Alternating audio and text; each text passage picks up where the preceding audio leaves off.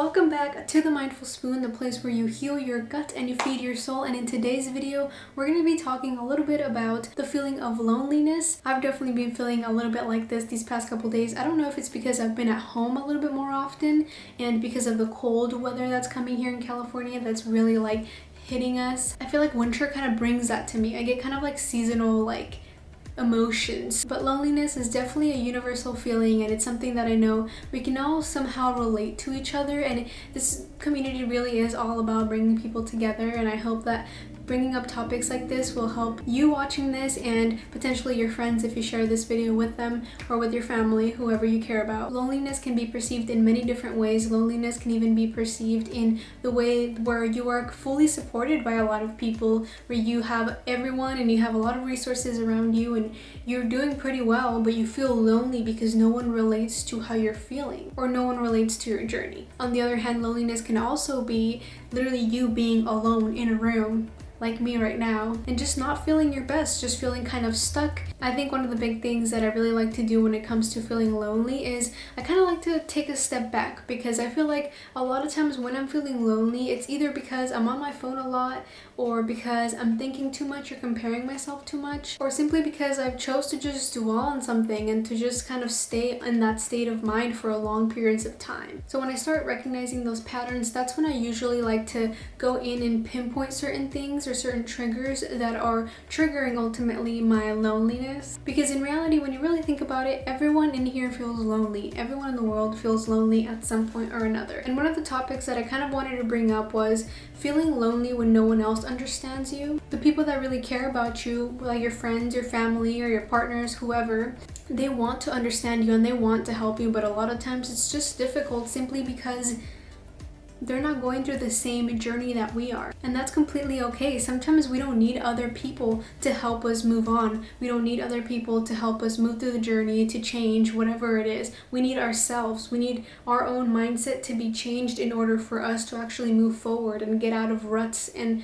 dwelling and all that comes with it. You have to put the work in as well. Like for example, when you go to a therapist, they give you techniques and advice and suggestions, and you kind of have to take in what you think will work for you and actually go out there into the real world and practice those techniques and suggestions. I think something that can be helpful to anyone who's feeling lonely is writing down or getting down in a journal and really writing down everything that you're feeling, because there has to be something out there that you see a pattern that's really making you feel these emotions. Like I mentioned before, I have my own actual reasoning for how I feel and I've noticed my patterns, so every time I get to that pattern, I know what I have to do to get out of it. I think one of the things that really discourages people towards doing what they want to do, be the person who they want to be, is in the midst of feeling lonely, they actually encounter other people that are coming into their lives that are kind of discouraging them. Maybe it's not intentional that they want to discourage them, but the way that it comes off can discourage them to follow their dreams. Let's say there's someone out there who wants to lose weight or wants to look a certain way,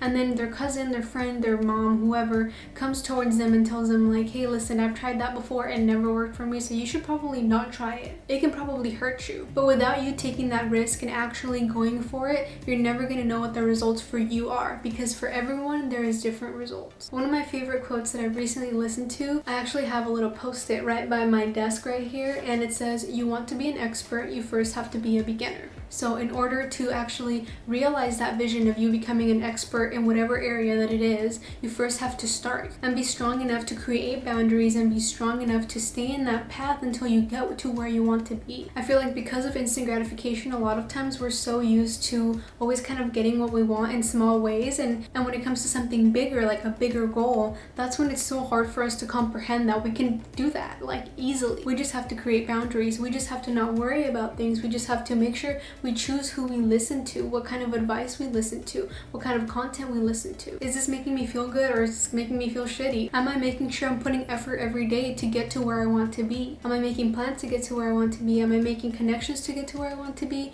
Whatever it is. And I feel like the idea of beginning is kind of a little bit relaxing to me, because being an expert from one day to the other, I would not be able to handle that. That would be so difficult for me. Like, If I were to wake up tomorrow and they would tell me, hey, you're the CEO of this company, I would freak out and I would be like, I can't do it. I cannot handle it. Why? Because I never learned how to be that CEO, because I never went through those experiences to get there. Whereas starting from the very beginning and being in like the beginning stages is so freeing, because you have so much creative juices to absorb and so many ideas to kind of take in. So if you feel lonely or anxious because maybe you're not where you want to be right now, you always have to remember that it takes around 5 years to become an expert. So you have all this time, which is so freeing, so liberating, that you have all this time to plan out and to be able to succeed. One really cool thing that I've learned through my process of being lonely and then not lonely and feeling productive and feeling like I'm on top of the world and then going back down and then going back up and then going back down is that there is a clear difference between loneliness and solitude. We get them confused a lot because they're very similar, but loneliness,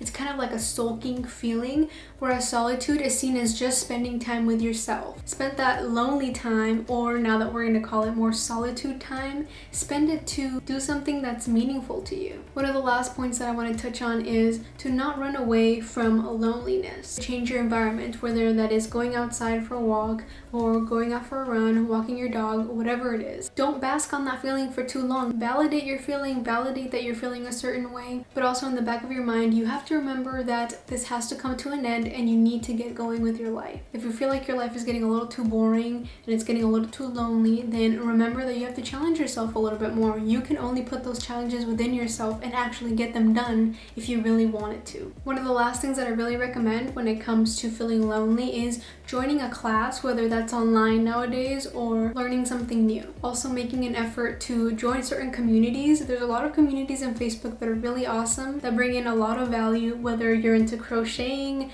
painting. That's about it for this video. Thank you so much for watching. I know this video was kind of like wishy-washy in terms of actually putting everything together, but I literally just wanted to sit down and talk because I normally don't do this. Normally most of my videos are a little bit like planned out already, so this was kind of like something that I got to sit down and just kind of talk to you guys. So thank you so much for listening, and I hope it helped you in some way. If it did, please make sure to share it and to comment down below what's something new that you would want to try when you're feeling lonely or when you feel like you're in a rut. Whether it's something that we discussed in this video or not, I would love to listen and to hear what you have to say. Share it with your friends and family. This is an odd time, but we'll get through it, and I will see you on my next video. Bye.